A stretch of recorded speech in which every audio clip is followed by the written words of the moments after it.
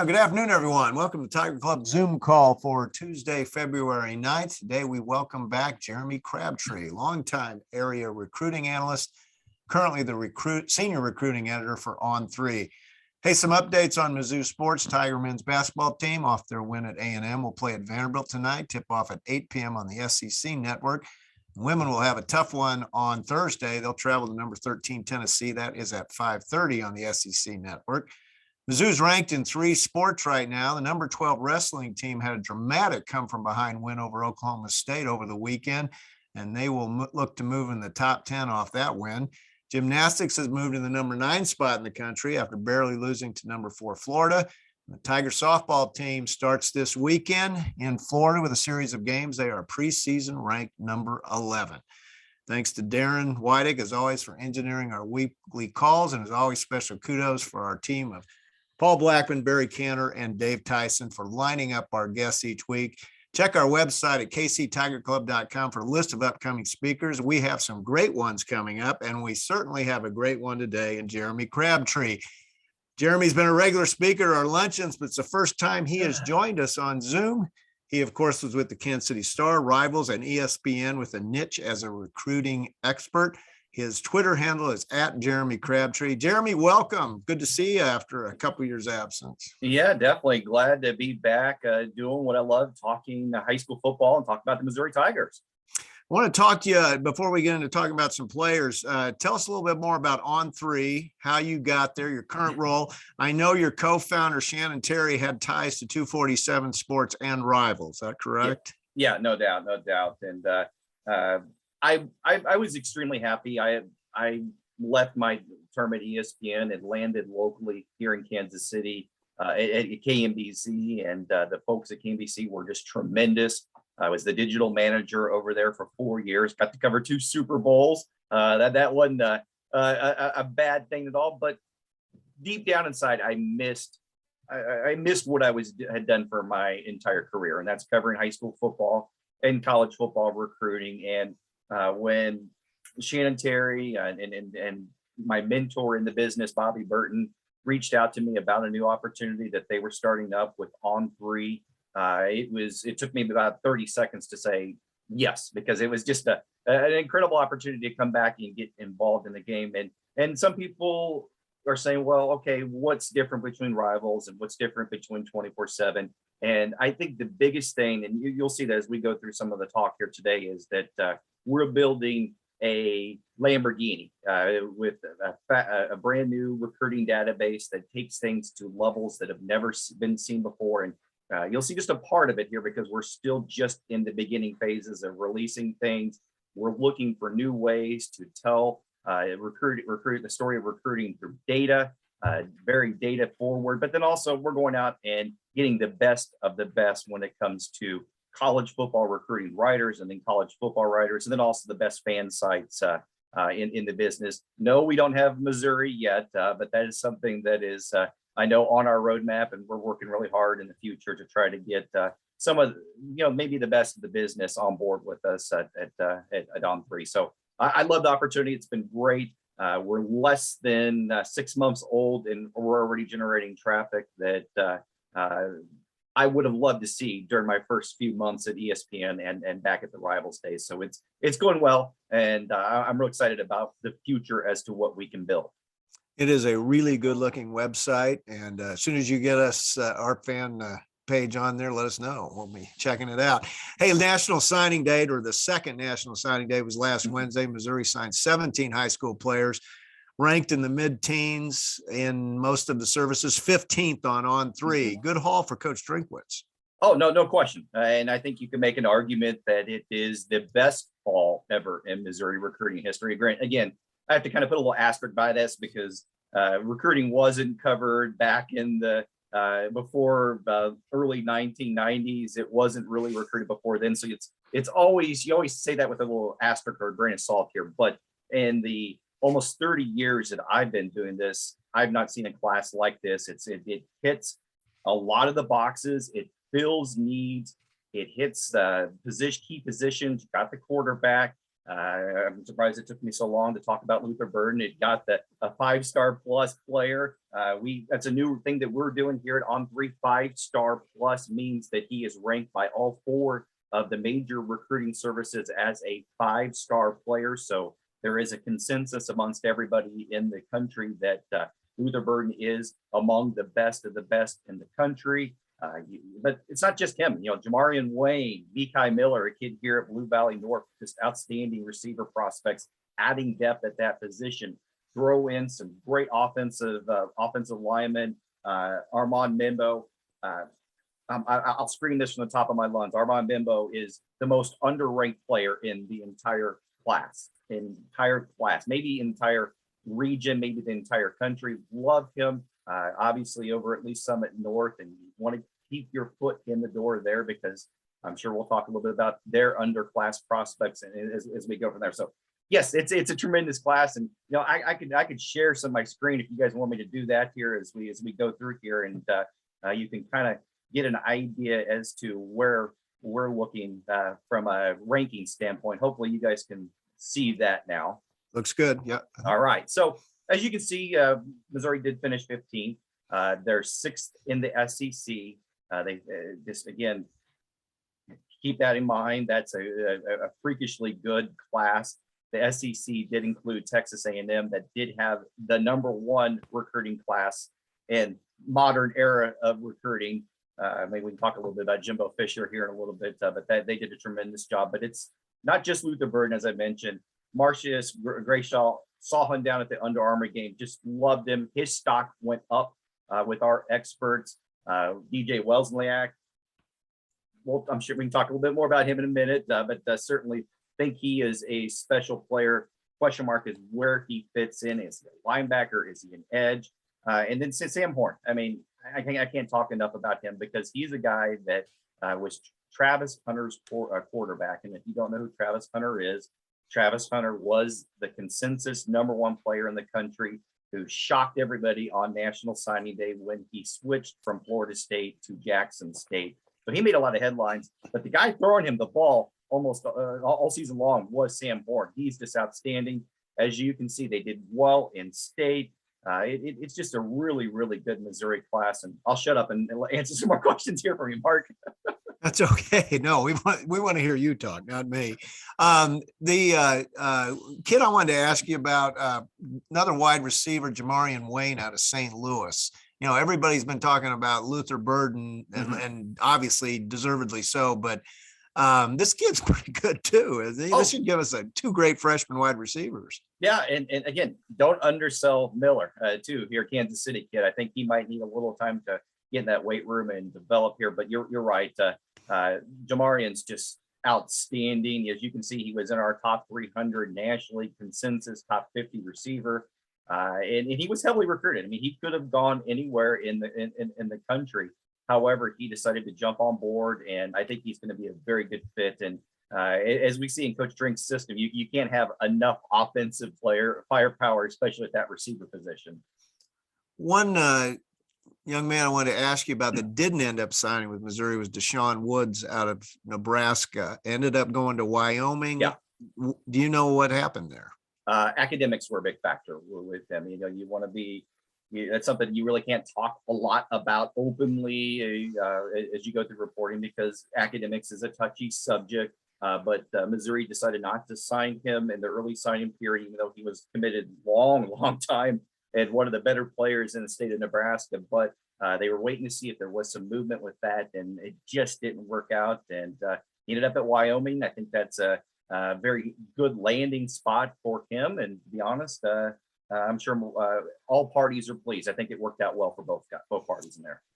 A late signee the Tigers got was, and I hope I pronounced this right, Curtis Pegler out of Alabama, 6'5", 340 lineman. Looked like maybe he was signed to replace Woods. What can you tell us much about him? Yeah, you're right. And this is a guy that really was assigned to place rep. He's more of a developmental guy, because you see him, he's over 300 pounds. He's going to need some time to potentially lose some weight and get back into football shape, but his film jumps out. I know a lot of scouts were eyeing him. He was kind of one of those guys that was on the bubble for could he be an SEC level player? And sometimes things just work out for you. And Pegler was one of those guys that worked out really well for him. And, if you can replace a guy and a high quality guy like Woods with somebody like Pegler from a deep, talented state like Alabama, you do it every single time. Let's talk a little about some of Kansas City area kids that signed with the Tigers. Jalen Marshall, defensive tackle, 6'5", 275. Again, this is maybe I'm biased because I've seen some of these Kansas City kids more than some the other folks here, because I really like Jalen Marshall, and I made an argument with a lot of our national team that I thought he could be a low 4-star type player. He plays for one of the top high school football programs in Kansas City at St. Thomas Aquinas, and he was a wanted man. He was a guy that could have gone anywhere. Keep in mind, his dad played football at Oklahoma State, so a lot of people thought Oklahoma State was going to be where he ended up. But Mizzou did a just outstanding job. Casey Woods did a tremendous job recruiting him. And I think, again, one of these guys that, like Membo, maybe a little bit underrated in this class, and they're just outstanding upside. And what's interesting about him is that he might not want to hear this, but he could be one of those guys that could project on the offensive line also if something doesn't work out at defensive line. You mentioned early in our discussion here, Armand Bimbo from Lee's Summit. Give us a little more on him. Well, again, everybody talks about Caden Green, and I'm sure we'll talk about Caden here in just a minute. He's the junior offensive tackle, top 5 offensive tackle in the country there at Lee Summit North. But when we did his game, we did 2 games on Lee Summit North games on the radio for 8:10. I walked away both times more impressed with Membo. He just got after, really physical, kind of had this, and I mean this in a good way, had a nasty streak about him. And Armand is the most genuine, honest, sweet kid that you'll ever meet off the field. Yes, sir. No, ma'am. Just does everything you want from an academic standpoint, and just going to be a great team leader. But when he steps on the field, he is just got this nasty streak about him. And it was interesting. We did a couple of their games again on the radio, but every time that Lee Summit North needed tough yards, it was 3rd and 1, 3rd and 2, 4th and inches, they ran behind Membo, which just signals to me that this is the guy that they trust the most. And again, Caden's going to, we'll talk about him, but he looks the part and is going to be outstanding. But Armand is just, wow. I'm excited about him, and I just love what he brings to the table, especially from a leadership standpoint to this Tiger class. And then you talked about Mekhi Miller some, and then the other kid from the area, Max Wisner, big tight end. Tigers they're going to need some tight ends. They lost a lot at that position. He should have a chance to play, I think. Yeah, it was just so maybe sad that Max gets underappreciated in this class, because this is a good problem. This is the problem that the Alabamas and the top recruiting programs have in the country. When you sign a kid like Max Wisner, who is a perfect fit for what you're wanting from a scheme standpoint, a really good player, he gets underappreciated or overshadowed because of all the other big names. But you're right. I think Max has got a great upside, good football IQ, really kind of came on strong with the Manning kid late for Lee Summit and his senior season, and really took that to his next level. So again, right up there is one of those other guys I think could be an early contributor if he hits the weight room hard, and I think he will, and will be a very good player for the Tigers. Couple of other kids I'd like to ask you about. Sam Horn, are you hearing anything about his baseball prospects? Yeah, that's going to be, that's going to be the question mark with him, is what happens with baseball, how highly he gets drafted. What's interesting is I've seen so many different projections with him. I've seen some project him as a mid-round pick. I've seen some say he could be a high-round pick. And if you get high-round money, like all of us here in Kansas City saw above the Starling, you can't turn away that. However, he is saying all the right things right now, about coming to play football at the University of Missouri, but is going to wait and see what happens with the baseball season and how that helps his draft stock. Obviously, the next couple of months are going to be very, very big to him. But you hit the nail on the head right there. He is a very good baseball prospect, and that's, I don't want to say kept some schools away, but that is something that certainly was very big factor in his recruitment. And then Tavares Jones, the running back out of Texas. Mizzou loses Tyler Beatty, who was such a productive player this year. Can this kid step in and take a lot of snaps this year? Yes, he can. And our folks absolutely loved him. As you see, he's the number 12 running back in the country, top 30 player in the state of Texas. And for people that don't follow high school football in Texas, they don't understand. You probably see El Paso, think he's from Texas, and think, okay, well, yes, he's great. But people that follow football know that there's not a lot of great football being played in El Paso. And Jones did exactly what you want from somebody that's going to go play in the SEC in El Paso. He dominated and looks the part. He's physical. I think he's going to show up to campus about 195 is what we're hearing. He's got the breakaway speed, but also like how he's not afraid to go run through contact. Just one of those guys that, just a 4-star running back in Mizzou's past classes would be the headliner of the class. But when you've signed so many good players, it's sometimes easy to overlook a guy like Tavares Jones. We're talking with Jeremy Crabtree of On3, senior recruiting editor. If you'd like to ask him a question, please use the chat feature, as always, at the bottom of the screen.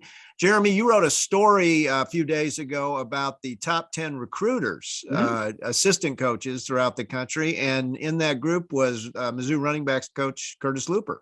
Yeah, and deservedly so. And for folks that have not watched Coach Loop's career, they don't understand, maybe don't appreciate how good of a recruiter he is, because he's done it everywhere that he's been. And to come into St. Louis without a natural fit, I mean, he was at TCU and other places before, and he recruited in the Southeast, he recruited in the Lone Star State, and to come into St. Louis and kind of reestablish Mizzou's ties in that city has just been remarkable. Yes, everybody recruited Luther Burden. I mean, it wasn't just a one-man show. I think you need to tip your hat to Coach Drink, especially for his one-on-one attention with Luther Burden. But when push came to shove, Coach Looper was the main contact there for Mizzou and played a big role in that. But then you go back and you look at all the other players in St. Louis that he had a contact with, and he's a big reason why this is a top 15 class. I mean, all the coaches did a tremendous job this year, but Coach Looper, certainly, in my opinion, it got overshadowed by some of the other SEC schools that did really well, like A&M, Alabama, Georgia. But for what he did, I absolutely love what Coach Looper did, and it deserved to be in that top 10 ranking. And to be honest, you will probably be there for a while here, especially with how we're looking with some of the Missouri talent in 2023 and 2024. Do you think the loss of Casey Woods on the staff will have an effect on the Tigers recruiting? He was a good one. I mean, there's no other way to sugarcoat it. He was a good one and did a really nice job. I mentioned his name earlier with Marshall, and so yes, I mean, he was a good one, and you don't like losing a top recruiter like that. But again, this Mizzou staff comes from top down. You have a head coach that's vested in the recruiting process. You have so many coaches that hand it off to assistant coaches. So I'm not overly concerned as long as Coach Drink keeps showing up at high schools with dump trucks and doing some of the and trolling Florida and doing all the fun stuff that he does, that responds with recruits. As long as you have a head coach that's invested like that, some people will come and go, and that's just part of what we live in today's college football recruiting. But I'm okay. I'm okay with it as long as Coach Drink's around. We will get to that dump truck story here in a little bit. And also, I can't get over Brian Kelly's dancing around recruits. Can you imagine Dan Devine or Bear Bryant doing this stuff? Bill Snyder, yeah, no, it's interesting, and he went 0 for 2 with those guys. So yeah, we can talk a little bit about the SEC if you want, but I think that's one of the places I am extremely intrigued on to see what happens down there in Baton Rouge, just because it's it doesn't seem like a natural fit. However, Brian Kelly did surround himself with some really good recruiters that do have those natural fits. I want to ask you about Jimbo Fisher. They had Consensus, one of the great classes of all times. And then I'm watching on signing day last week, and he has a meltdown during the interview. What's going on there? So as you can see, A&M did finish with the #1 recruiting class in the country. It ended up being On3's all-time #1 recruiting class ever, just over a hair over Alabama's 2021 recruiting class, which a lot of those names were names you saw in the national championship game. So that class is special. But this A&M class is full of 8 5-stars. Yes, 8 5-stars, 24 stars. And how about the kicker? The kicker is a 3-star. So he brought down their blue chip rating to 97% instead of 100%. So that's a good problem to have. So what you're asking about was, it started in mid-December, right around the early signing period. There was some internet, again, this is how things go in today's world, internet speculation, message board chatter that Texas A&M had established a $30 million NIL, which is name, image, and likeness. Again, we can probably dive into that a little bit about how important that is to become part of the recruiting process. But however, that A&M had established a $30 million war chest for their alumni base to go out and help recruit players. And that rumor caught fire. That rumor caught fire, and it was being talked about on national television. It was being talked about on every message board, Power Mizzou, anywhere in the country. It was where you were talking about college football. You saw talk about this NIL war chest. And every school does have some NIL money to work with from an alumni base. Everybody does, but Jimbo took some exception that there was this $30 million war chest, because if there was a $30 million war chest, I'd have to imagine they would have gotten everybody they wanted. They lost a couple guys here, but that's a lot of money. Oh, it was an interesting story. Speaking of NIL, On3's website I have not seen this on any other recruiting websites. You list average NIL valuation for each player. How's that calculated? It is. It's as you can see on the screen here, it's called the On3 NIL valuation, and it is it's a way that we work with our machine learning, and that's something is a big part of our recruiting database too. We do a thing called the On3 recruiting prediction machine, where it uses machine learning to help make projections on where kids are going. So that's back to the NIL valuation. It is using machine learning. It is using technology to kind of help, as it says here, to set the standard market for both high school and college level athletes. It's not going to be, hey, this kid's going to get $550,000 for a NIL deal. This is just kind of help establishing his value. And we're going to add this to every part of our recruiting database, because it is part of recruiting now. Kids make decisions based on where they think they can make the most bang for their buck, so to speak. I talked to a lot of kids at the all-star games, and some were very open about how important it was in their decision-making process. Some were, well, the money will come once I get on the field. I appreciate that, but there are a lot of folks that said that their NIL was a central factor in their decision-making process, and it uses everything from looking at their social media followers to what school they commit to and how big their fan base is from an interaction standpoint. So it's kind of just something that we're doing that separates ourselves from everybody else in the competition, from helping bring recruiting into the future. And the future is very much the NIL world and the transfer portal world. It's really interesting. I really encourage our viewers to check out the On3 website, because it is slick. It's very, very well done. All right, 2022 is ancient history now. Let's talk about next year's recruiting. You have rated the #1 player in Missouri, and there he is, Chandavian Bradley. You recently wrote an article about him wants to play both football and basketball. Yeah. He's from Platte City in our area. What can you tell us about him, and does Mizzou have a shot? Mizzou's not really mentioned a whole lot by him, to be honest. In Chandavian, I love Chandavian to death. He's a difference maker on the edge. If you've not seen him play football before, go watch Platte County just for once, or go watch a basketball game, because he's averaging 16 plus points a game on the basketball court. They haven't lost a game since mid-December, and he's just an impact kid. And he wants to be recruited nationally. Yes, you see right now that the RPM does list K-State and Iowa State as his top two schools. That's largely predicated because he's taken visits to both of those schools here most recently. So the algorithm really hits hard on schools that he's visited most recently. However, he's wide open from a national standpoint. Oklahoma is somebody to really watch with him. Oregon is too. USC is also. Folks in Kansas City, guys, we're going to be talking a lot about Oklahoma and Oregon, especially Dan Lanning at Oregon here in the near future. They are going to become big-time factors in the top talent in Kansas City.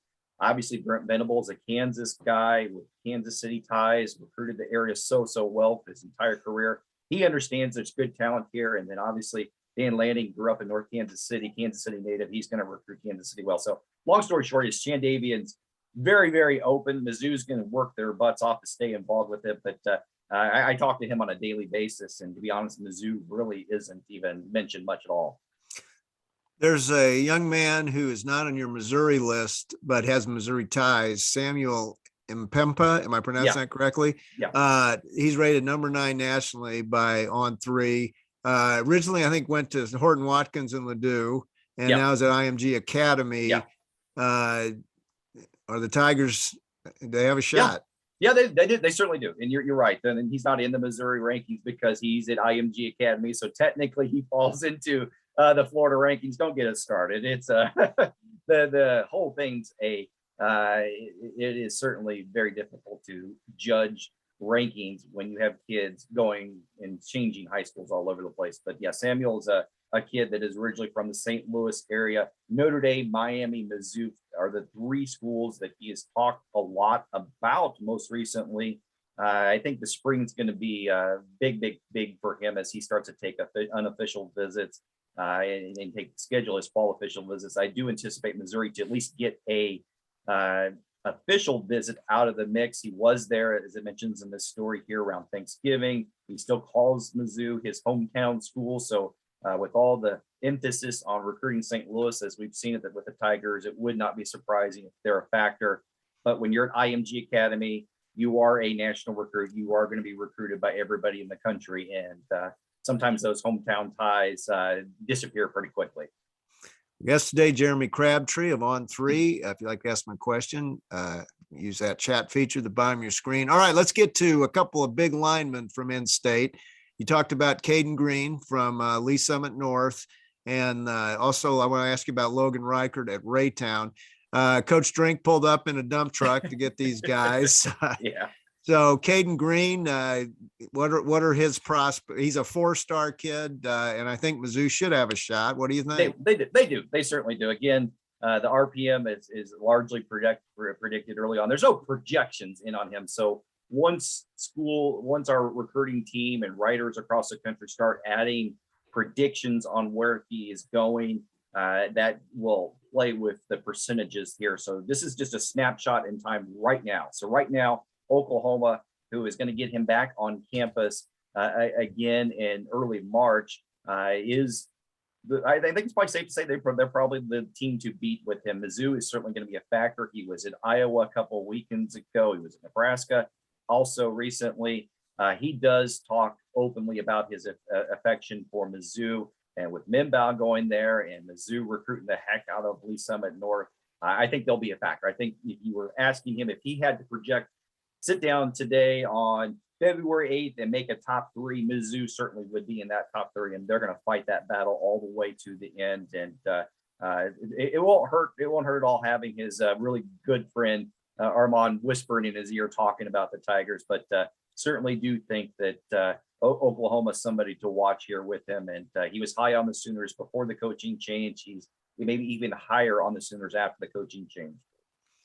Logan Reichert, you have him rated 12th in the state. Rivals has him second. He's obviously a Mizzou target. Very much so, very much so. And that's the consensus. So that right now he is, of all 4 recruiting services, he falls 12th in there. And I think we're getting ready to reevaluate our rankings here on the 28th of February. I think he's a guy that we saw at the Under Armour combine down in San Antonio, passes the eyeball test. It looks like he's getting in better shape. He is 300 plus pounds, but I think he's getting in better shape. And as you see, I think Mizzou is in very, very good shape with him. They've done a good job recruiting him. There was a point where we had the Missouri commitment story ready to roll. We had it written and we're expecting to hit published, but something caused him to decide to wait things out. Oklahoma's a team to watch with him. Michigan's a team to watch with him. Oregon's going to be a team to watch with him. USC also, again, USC with those former Oklahoma ties, they're going to be involved with him also. But right now it says 62% Mizzou, and I think that's a very, very fair statement. Mizzou is in a very good shape with him. Last I looked, he weighed 345. I noticed on your screen he's 367. And that's and those things sometimes don't always get updated and timely. We also like to put confirmed weights because a lot of times guys will say, they'll do like me and say they're 5'10" and really are 5'7", or say they're 180 and they're really 200 pounds like I am. So that the 367 is a confirmed weight. I saw him down in San Antonio, and he looked thinner to me. He looked in better shape to me. It's a big boy, though. Yes, he is. Oh, no question. He's fun to watch on basketball. Oh, he played. I did not know he played basketball. Yes, I had a Big Ten coach send me a text a couple of weeks ago when it was the contact period of him going up and dunking the ball during warm-up. So, my, yeah, it looks easy when you're that big. Missouri has 2 commitments for 23. Tell us about those. Yeah, let me get to them here. I've got them somewhere. Here we are. All right. Mizzou does have 2 commitments already on board. Brett Northfleet, a 4-star tight end from over Francis Howell. Again, getting in early on St. Louis kids is important. Brett is one of the better tight ends in the entire country, number 13 overall in the country. And Jakari Lane from Troy Buchanan, I watched him on film and really liked him. I see why the Tigers went in early on him. He's a guy that I think as more national folks get a chance to see him, I think he could be a guy that could compete for 4-star status. He's got a motor, guys, that just doesn't stop. And you also can't coach 6'3", 235. On the other top kids in the state, you can comment on any of those. Whoa, where do we start? You said this is a really good class this year. So. Yeah, it is. Here, I'll pull up. This is the consensus. Again, the consensus is all 4 recruiting services together with equal weighting ranking standpoint. We talked about Chandavian. We talked about Caden Green. Mac Markway over in St. Louis was a previous Florida Gator commitment. I don't think Mizzou's great shape there. Christian Gray, the other kid, it's the Smith. I think Notre Dame's actually in very, very good shape here. And I'm going to open up the PJ Adebawore. He's a guy that I think Missouri's in better shape with than a lot of people anticipate. And like a lot of people have been sleeping on him from a national prospect level. We saw him play again when we did the game of the week for 8-10. And a lot of people were talking about Dominique Orange and Edric Hill, the 2 defensive linemen, 2 defensive tackles. Dominique signed early on this he's a senior who signed with Iowa State, and Edric's going to be a guy that will be recruited nationally. But Adebawore was a guy that blew me away more from a just upside standpoint. Got a brother that's in Minnesota, I believe. He has visited KU recently, but I think Mizzou, ignore the percentages there, but I think Mizzou's in this more than what a lot of people think. He's a good player, and there's Joshua Manning too, the 4-star receiver from over at Lee Summit. For some reason, he's told me Missouri really hasn't paid a ton of attention to him early on. KU, K-State, Nebraska are the schools that are heavily, heavily involved with him. Here's the reason why. Probably why they're not after Manning is because of Jaden Doss. Two totally different types of receivers. Manning's a taller, Doss is more of a slot type guy from over at Ray Peck. And again, love that I get to do games on the radio because I can tell them, let's go watch all the top high school football players in the city and get a chance to see them. And I saw Jaden, I believe, week 2, and he took over that game. And Missouri has gone after him hard, and he is the overwhelmingly Missouri's overwhelmingly the pick for him early on right now. I know other national programs like Michigan are trying to push hard for him, but I think Mizzou's in such good shape with him. And man, it's a good year for Sam Van Dyne over at Liberty North, the quarterback that they've offered. I think Mizzou's in great shape with him. Then you get over to the Kansas side, you get Andre Davis at Blue Valley. Calvin Clements at Free State, Missouri's targeting him a little bit. Then Jordan Allen. If you're looking for a name to maybe keep an eye on, just out of the blue, write this name down. Jordan Allen at Olathe South. He's a big 6'3", 245-pound defensive end. Mizzou and Iowa State are this close to offering him a scholarship. I think they offer here in the next couple of weeks, and I think he becomes a highly recruited SEC Big 12 level type kid. And that's just the 23 class. I mean, we haven't even talked about 24 yet. Well, give us a little preview.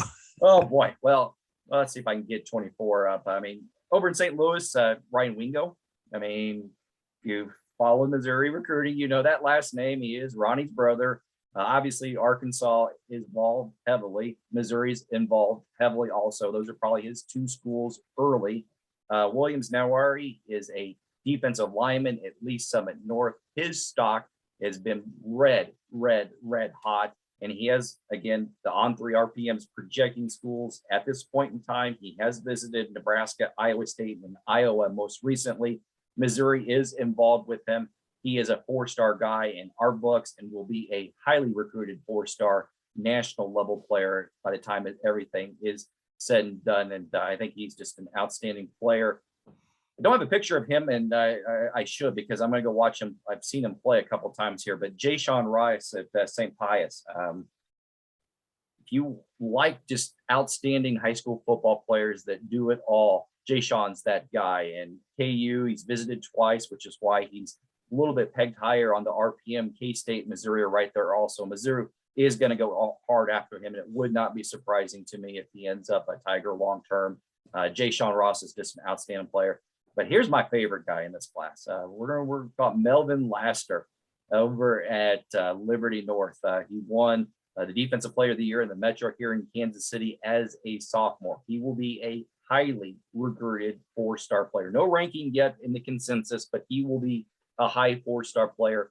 Has visited Arkansas twice, which is why they're a little bit higher in the RPM right now. Has visited Mizzou also. Mizzou's all in on this kid, and he is just one of those proverbial kind of old school linebackers. You want him on board with your team, and I absolutely love him. And maybe you can make an argument that he might be the best junior recruit in the city. I know that Chandavian and Caden might argue a little bit about that, but Melvin certainly is right up there and one of those special underclassmen in this class.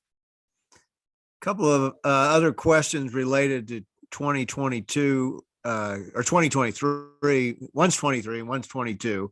Okay. 23. How good is Arch Manning? Oh, outstanding. I mean, legitimate. And we've had some people say that, well, it's all the Manning hype, and I get that. Arch Manning, I'll get to his player page here in just a second here, but Arch Manning, he is the scion. He is the next coming. He does everything that the Manning family does, but has a little bit better athleticism, if that's kind of to put it in one way. He is a pretty good basketball player also, but he, as you can see, everybody agrees he's the consensus #1 recruit in the 2023 class. And all of the recruiting from a quarterback standpoint across the country is predicated on what Arch Manning does, because there's a couple other high-profile 5-star guys that also have Georgia, Alabama, Texas, and Ole Miss on their list. Problem is, everybody's going to wait as long as Arch Manning wants, and he's just He's damn good. And the other one, I'm going to ask you about Travis Hunter at Jackson State. Did anybody in your business see this coming? And I assume there was NIL involved, but Well, how he did says that no. happen? Dion and Travis say no, the NIL wasn't a factor, but there was no the reports that Barstool was gonna pay him $1 million to go there.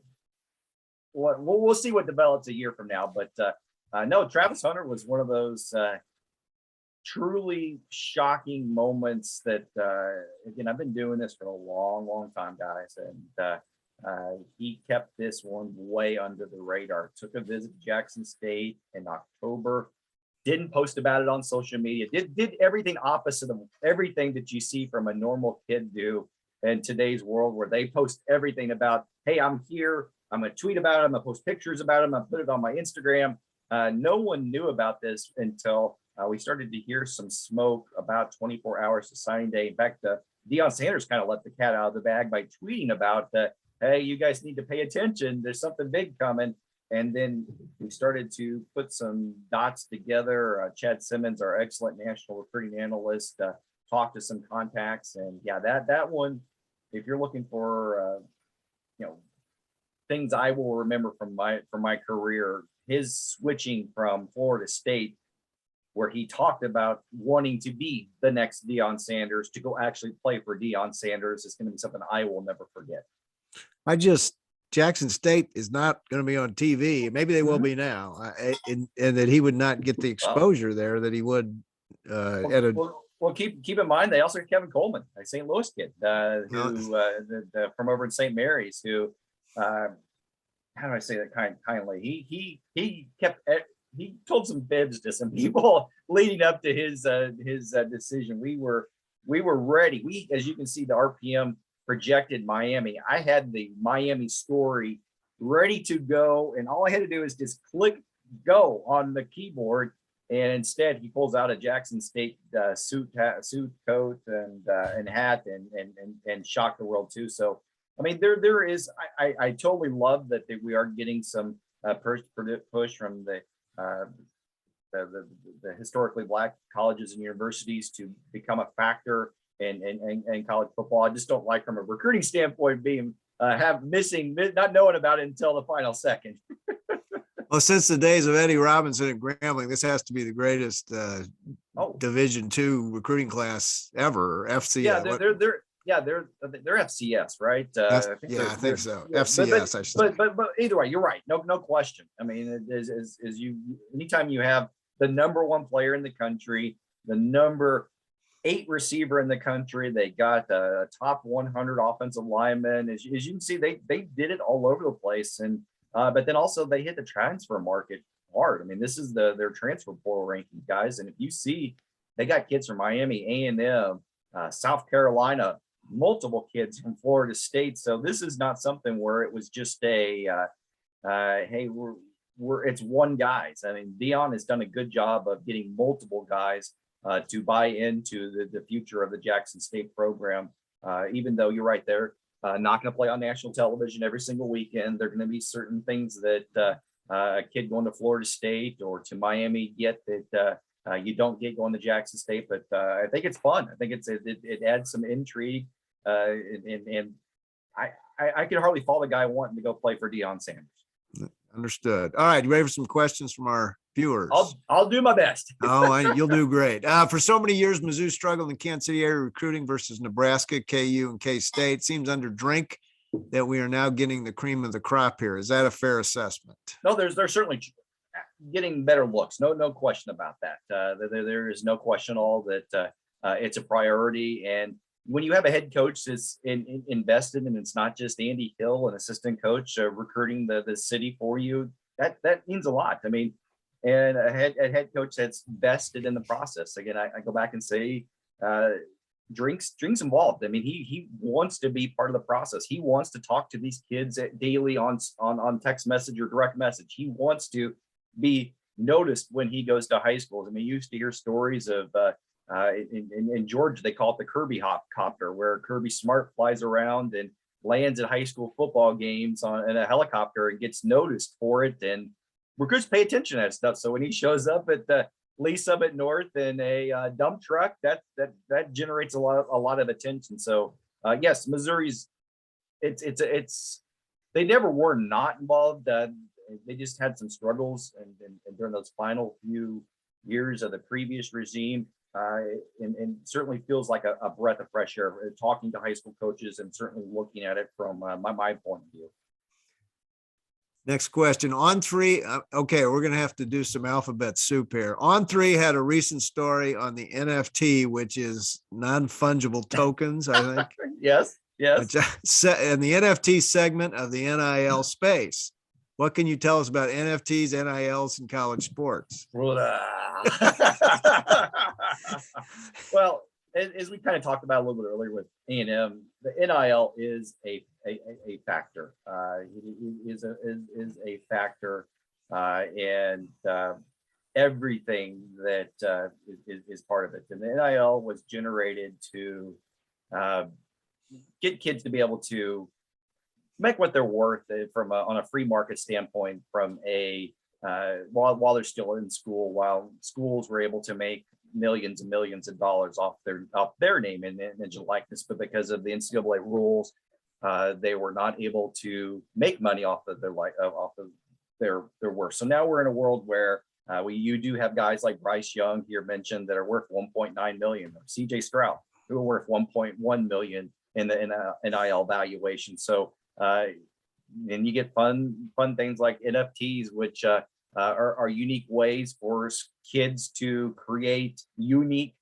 one-of-a-kind digital content that can be shared all over the place and make some money off of it. So I'm just utterly fascinated to see where this goes, because I talk to enough coaches that are on one hand doing everything that they can to sell the opportunities. Again, you got to keep in mind, schools can't promise a kid, if you come here, you're going to make X amount of money. That's wink, wink, nudge, nudge. That's against the rules.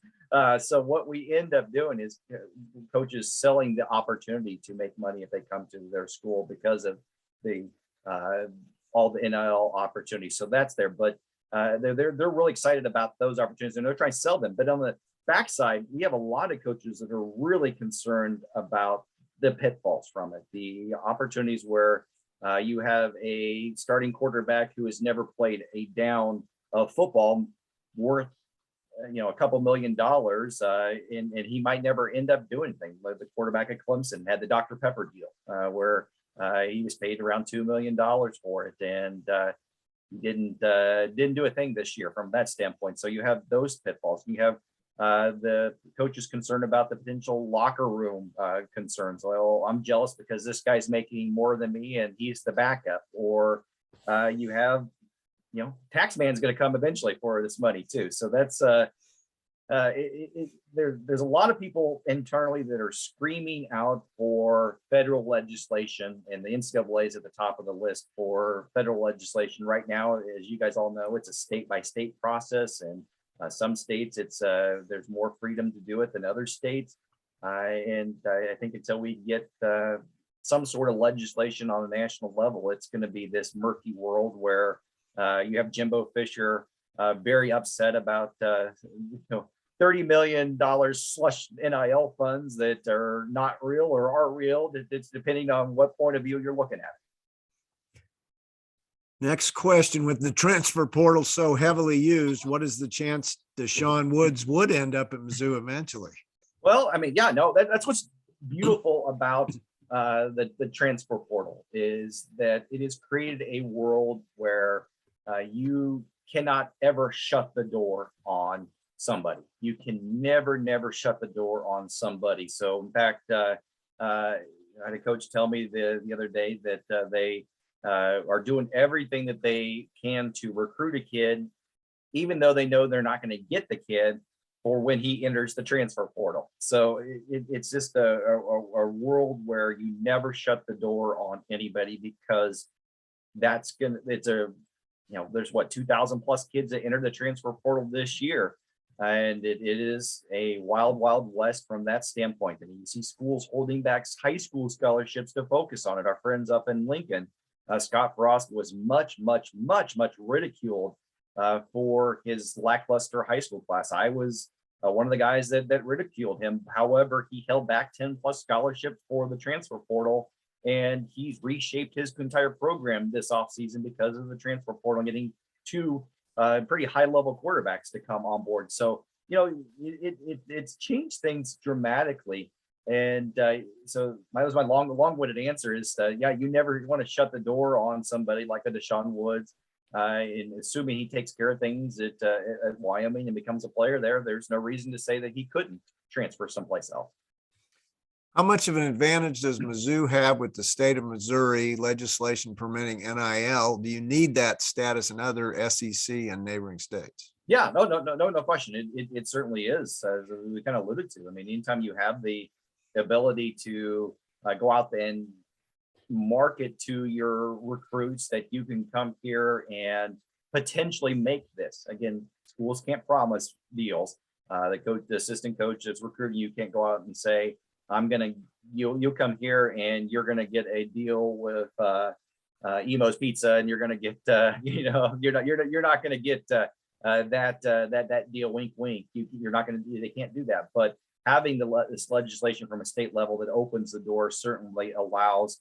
The new word that you're seeing recently is collectives, where alumni groups are getting together to collectively work together to fund NIL deals for players. So as long as that area is open, I know Mizzou's doing a good job of progressively marketing that to as a good option for recruits if they were to come here. And anytime you have that state that allows it to do it versus some other states that there's still some gray areas, it's a win.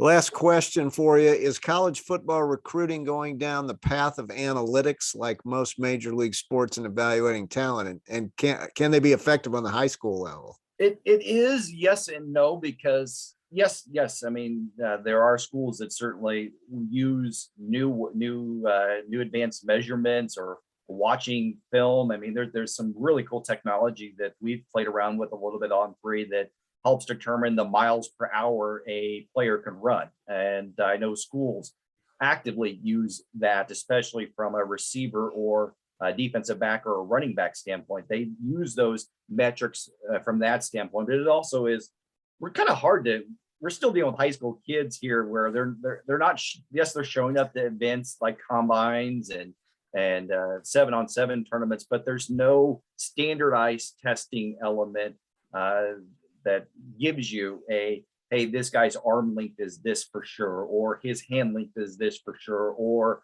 the film from this school is great. I mean, because we're still living in a world where sometimes watching film is looking like Russian spy satellite videos, even though it's greatly improved than over what it was in the past. I do think some schools use more from a roster management standpoint, if that makes sense. In helping them determine, okay, I need X amount of quarterbacks, or I need X amount of these types of players in my class.